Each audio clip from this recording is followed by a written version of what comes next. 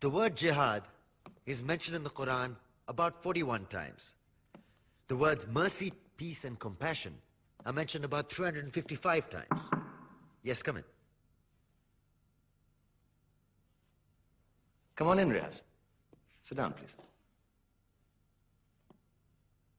Contrary to popular belief in most Western cultures, Islam is a religion that preaches peace and tolerance. Yes, Patricia.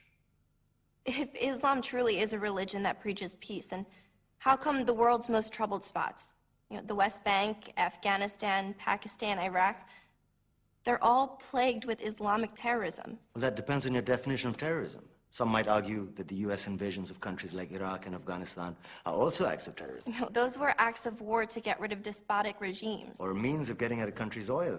Conspiracy theories. Well, May I? Yes, please. Go ahead, Riaz. Mr. Khan is right. I mean, if we're talking about terrorists, the world's biggest terrorists are the white superpowers. Come on now. No, really, stop and think about it. Explain 9/11. Okay. Do you know how many people died in the Twin Towers strike? Around 3,000. And do you have any idea how many people died in the bombing of Afghanistan? Take a wild guess. More than 15,000 people died. And that's just conservative figures. About 50,000 tons of explosives were dropped on innocent civilians.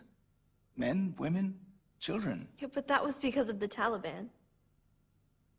Now that you brought it up, did you know that the Taliban was a creation of the CIA to fight the Russians? Whatever. They were still harboring terrorists. Yeah, right. Terrorists that were never found.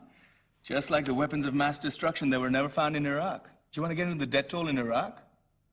500,000 civilians and counting. And what do Britain and America say when they don't find these weapons? It's simple. They just say sorry. And still refuse to relinquish control of these countries. What are you trying to say? What I'm trying to say is that just because you're American, wear a fancy suit, and call yourself the president, doesn't make you any less of a terrorist.